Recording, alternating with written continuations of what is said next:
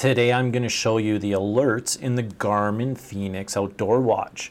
So alerts are things like proximity, arrival alarm, distance alarm, and so on. So I'm going to show you how to set those.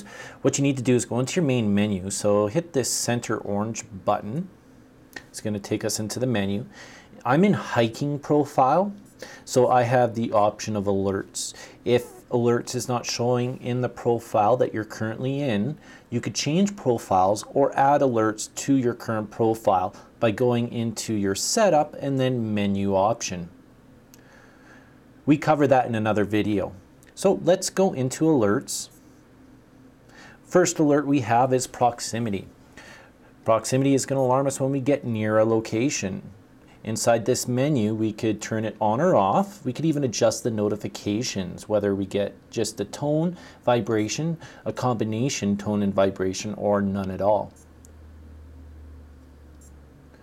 And we could edit. When we edit, we could actually add points to the list. We could add more than one. Currently, right now, I have two. I have home and number 2. So I could create a new one. And what it's going to do is allow me to pick a point from my waypoints or the city list in the unit. So let's go waypoints. And we'll put one around number 3.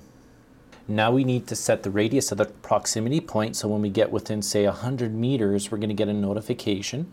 And to do that, just highlight the field, hit enter, and then select the digits you want to change. So hit enter to cycle through them.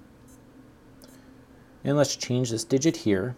We'll make that 0.1, which is 100 meters. Keep hitting enter until it goes black, highlighted, then push down and select done.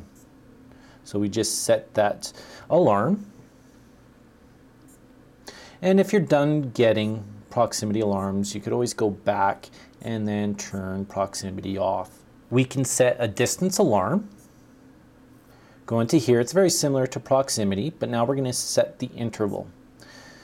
It's set to 50 meters. We could go into here and we could change that just like we did proximity. We could turn it on or off. We could even adjust the notifications just like proximity. We have our time alarm. When we go into here, again, we could set the interval based on time. We could even do it till sunset, so X many hours or minutes till sunset, we get an alarm. That way we know if we need to turn around and start hiking back to the car before it gets dark out. We could even set one on final ETA. We have an elevation alarm.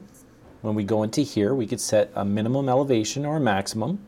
A use for this is maybe you're in a hot air balloon or something and you don't want to go below a certain altitude and you don't want to go any higher. You could set the min and max so you get alarmed. We could even set one based on the ascent and descent. We have our arrival alarm inside here. We could go into points and we could turn that on or off or get notifications, so when we arrive at a certain point we get alarmed. We could even have an alarm based on pace and based on heart rate. So if our heart rate hits a certain point that we don't want it to hit or gets too low, it'll alarm us. We could speed up or slow down. And we also have a cadence. And the heart rate and cadence are very similar to what you can find in a Forerunner. So in cadence we could set the min and max cadence.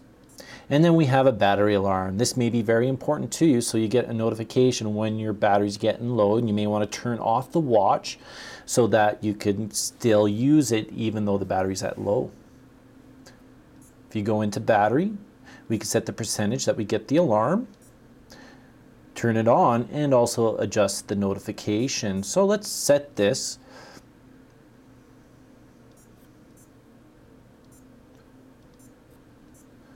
So when I get to about 10%, I'm going to get an alarm. That way I could start turning on and off the watch so that I could still get a position if I need to find something. Those were the alerts available to you in the Garmin fenix outdoor watch. It's best to learn how to use these features because they're going to come in very handy in the future.